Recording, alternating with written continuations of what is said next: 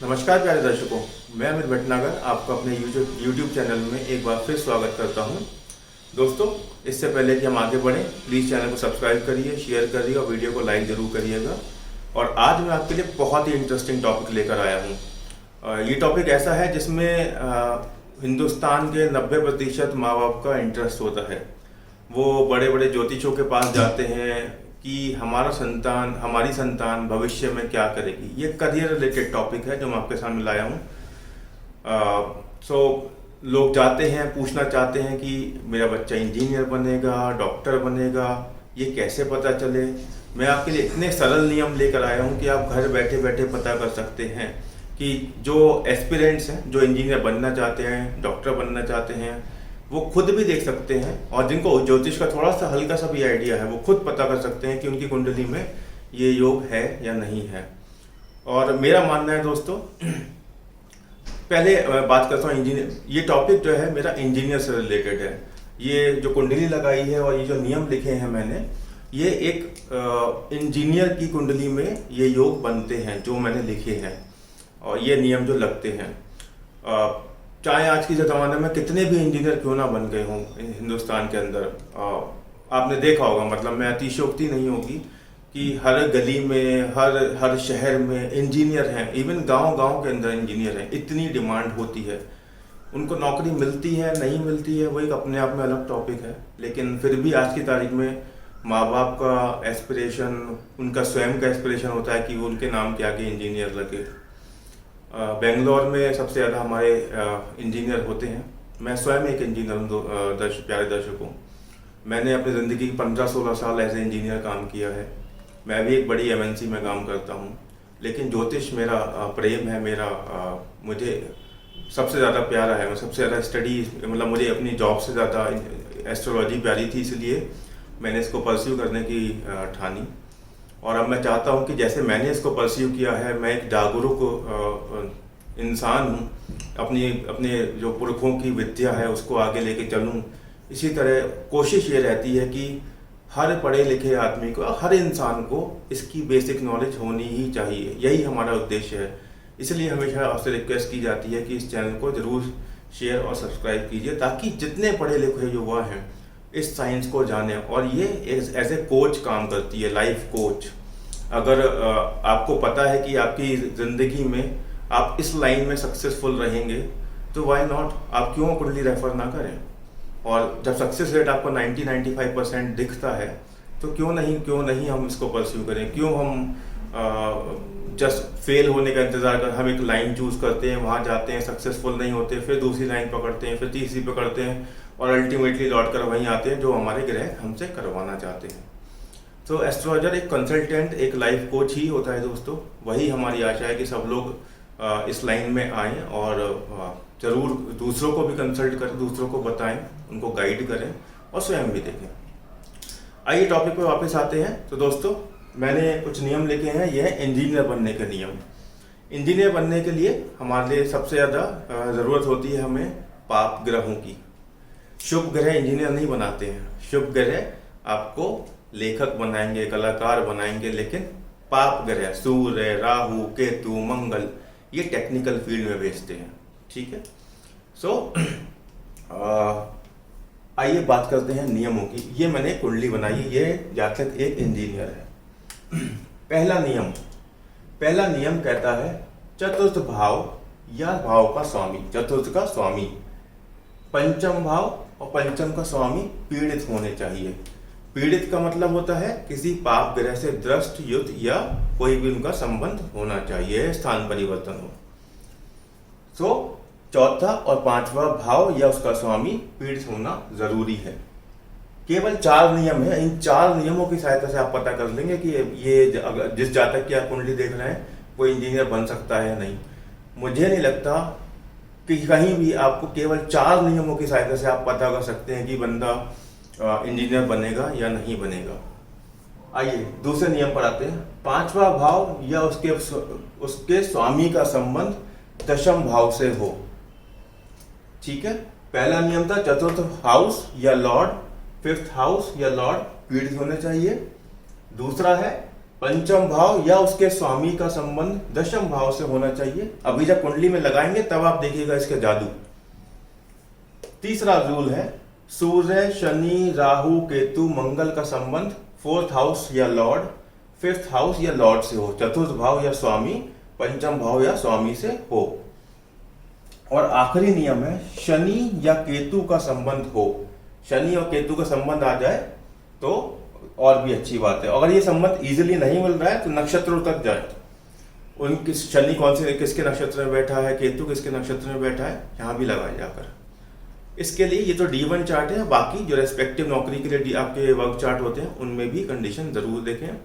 और D1 से ही prominent मिल रही है तो उम्मीद है कि 90% बंदा जो आप बता रहे हैं बिल्कुल इंजीनियर बनेगा ही बनेगा। तो दोस्तों ये तो मैंने आपको नियम बताया, इसका जादू मैं आपको कुंडली के अंदर दिखाऊंगा। जैसा कि मैं बार बार बोल रहा हूँ, मैंने बहुत बुक्स पढ़ी हैं, मैंने बहुत लोगों के साथ काम किया है। इससे ज़्यादा सरलता से अगर आप पता लगा पाए इंजीनियरिंग किसी बंदे की करियर, ऐसे करियर है या नहीं है, मुझे नहीं लगता कि आपको मिल पाएगा कहीं भी। आपको किताबें पढ़नी पड़ेंगी, आप वीडियोस देखिए। 4 नियमों में अगर आप बता रहे हैं कि बंदा इंजीनियर बनेगा नहीं बनेगा, इससे अच्छा क्या है, इससे सरल क्या होगा। आइए अब इस जातक के बारे में बात करते हैं जिसकी ये कुंडली है। दोस्तों ये मेष लग्न की कुंडली है। पहला नियम पढ़ते हैं, हमारा पहला नियम क्या बोलता है। ये इंजीनियर है, ये बहुत बड़ी MNC में काम करते हैं और बहुत अच्छी पोजीशन पे हैं। इन्होंने ये कंप्यूटर इंजीनियर है, मैं आपको ये भी बता देता हूँ। और कंप्यूटर इंजीनियर क्यों है मैं ये भी बताऊंगा आपको। चतुर्थ भाव या स्वामी, चतुर्थ भाव या स्वामी पीड़ित हों।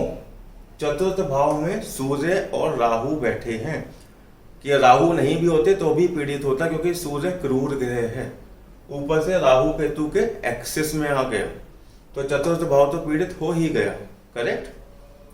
पंचम भाव और स्वामी पीड़ित हों। पंचम भाव क्या है, शुक्र बैठे हुए हैं किसकी राशि में, सूर्य की। और पंचमेश कहाँ बैठे हैं, चौथे भाव में बैठे हुए हैं। तो पंचम भाव पीड़ित है क्या, पहले देख लेते हैं। पंचम भाव पीड़ित है, क्यों पीड़ित है, क्योंकि पंचम भाव से पहले पाप ग्रह बैठा है सूर्य, पंचम भाव के बाद में पाप ग्रह बैठा है शनि, यानी पंचम भाव पाप कर्तरी में आ गया। पाप कर्तरी होता है जब किसी भाव से एक भाव पहले पापी ग्रह या क्रूर ग्रह हो, उससे अगले भाव में भी पापी या क्रूर ग्रह हो, तो वो ग्रह जो है बीच वाला भाव, वो बीच वाला भाव पाप कर्तरी में होता है। इसी तरह शुभ कर्तरी होता है, अगर उस भाव के दोनों तरफ शुभ ग्रह बैठे हों तो शुभ कर्तरी कहलाता है। तो जिन जातकों को पाप कर्तरी और शुभ कर्तरी नहीं पता है, इस तरीके से समझें। तो मेरा क्या पहला रूल अप्लाई हुआ, क्या मेरा पहला रूल अप्लाई हुआ, चौथा भाव या स्वामी पीड़ित हो, बिल्कुल पहला अप्लाई हो गया। पंचम भाव या स्वामी पीड़ित हो, पंचम भाव पीड़ित हो गया, पाप कर्तरी में आ गया। आइए दूसरे नियम पर आते हैं। पंचम भाव या स्वामी का संबंध दशम भाव से हो। पंचम भाव का संबंध है क्या दशम भाव से, शुक्र की 7वीं दृष्टि जाती है क्या, 1 2 3 4 5 6 नहीं जाती।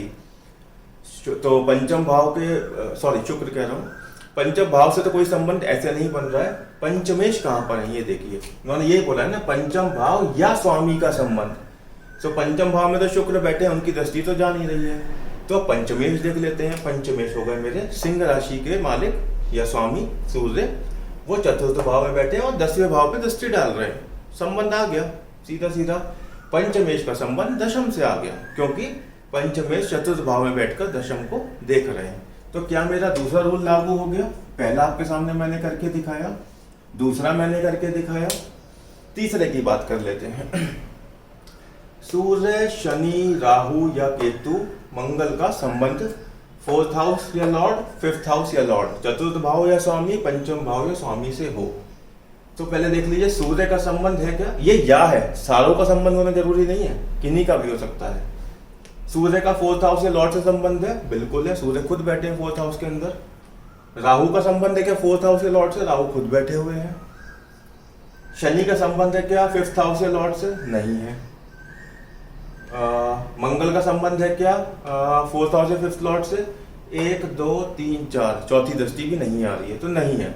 लेकिन सूर्य का हमें संबंध मिला, हमें राहु केतु का संबंध मिला फोर्थ हाउस लॉर्ड से और फिफ्थ हाउस लॉर्ड से, ठीक है। इन दोनों में से किसी से भी मिल सकता है। तो क्या मेरा तीसरा नियम लागू हुआ इस कुंडली के ऊपर? बिल्कुल लागू हुआ। शनि या केतु का संबंध हो अगर, तो शनि की देखिए कोई दृष्टि है क्या? 1 2 3 4 5, डायरेक्ट संबंध नहीं है। तो लेकिन देखेंगे हम केतु जो है शनि की राशि में बैठा हुआ है, हल्का संबंध है ये, इसे बोलते हैं वीक कनेक्शन, लेकिन कनेक्शन है। डायरेक्ट शनि और केतु में तो नहीं है, शनि की राशि में केतु बैठे हुए हैं, तो एक कनेक्शन है लेकिन वीक कनेक्शन है। तो क्या मेरा चौथा रूल अप्लाई हो रहा है? बिल्कुल हो रहा है। ये जातक कंप्यूटर इंजीनियर है, इंडिया की नंबर 1 एमएनसी में, सबसे बड़ी जो आईटी कंपनी है इंडिया की, वहाँ पर ये जातक बहुत बड़ी पोजीशन पर है। और ये इंजीनियर क्यों बने ये मैंने आपको यहाँ से समझाया। और ये कंप्यूटर इंजीनियर है दोस्तों, केतु जो है कंप्यूटर इंजीनियर बनाता है, केतु कंप्यूटर की लाइन में लेकर जाता है आपको। 10th भाव में बैठा हुआ है, यानी प्रोफेशन के हाउस में। प्रोफेशन क्या होगा? कंप्यूटर से रिलेटेड होगा। कंप्यूटर से रिलेटेड क्या होगा? क्योंकि ये इंजीनियर बने तो कंप्यूटर इंजीनियर बने। ये ऐसे हम पता लगाते हैं कि कोई जातक इंजीनियर बनेगा या नहीं बनेगा। तो छोटा सा समरी में मैं आपको दोबारा समझाने की कोशिश करता हूँ कि हमने पूरे वीडियो में क्या डिस्कस किया। वीडियो में हमने डिस्कस किया कि इंजीनियर बनने के लिए हमें पाप ग्रहों की ज़रूरत होती है। सबसे पहले शुभ ग्रह में आप इंजीनियर नहीं बनेंगे, पाप ग्रह चाहिए। ये कंडीशन आपको जीवन में भी देखनी है और नौकरी से संबंधित वर्क चार्टों में भी देखनी है। D1 में अगर प्रोमिनेंट मिल रही हैं तो D9 में नहीं भी मिल रही हैं, मिलेंगी ऑब्वियसली, अगर जहाँ तक होता है जनरली मैंने देखा है। कहीं पर थोड़ा वीक हो जाता है तो वहाँ पर जातक को थोड़ी ज़्यादा मेहनत करनी पड़ जाती है, लेकिन बन जाते हैं वो। तो दोनों जगह देखिएगा, संबंधित वर्क चार्ट में और D1 में। और पाप ग्रह का संबंध चौथे भाव, पंचम भाव और दशम भाव। ये कैसे, मैंने आपको 4 रूल बताए हैं, ये कैसे सामने हमें 4 रूल अप्लाई हुए हैं इस कुंडली के ऊपर। और मैंने आपको बताया जैसा कि जातक इंडिया की सबसे बड़ी आईटी कंपनी के अंदर बहुत बड़ी पोजीशन पर है और कंप्यूटर इंजीनियर थे। क्यों? क्योंकि केतु बैठे हुए हैं। केतु जो है कंप्यूटर से संबंधित जॉब दिलवाते हैं। दोस्तों इसी तरीके से मैं आपके सामने और डिफरेंट प्रोफेशंस के वीडियो लेकर आऊँगा कि इंजीनियर के बाद आप डॉक्टर कैसे देखें, आप IAS ऑफिसर कैसे देखें, बच्चा बिजनेस में जाएगा या नौकरी में जाएगा ये कैसे देखें। ये सब आपके लिए आगे आने वाला है। आपसे बस दोबारा से गुजारिश रहेगी, चैनल को जरूर शेयर कीजिएगा, सब्सक्राइब कीजिएगा और लाइक जरूर दबाइएगा। आज के लिए वीडियो में दोस्तों बस इतना ही। नमस्कार।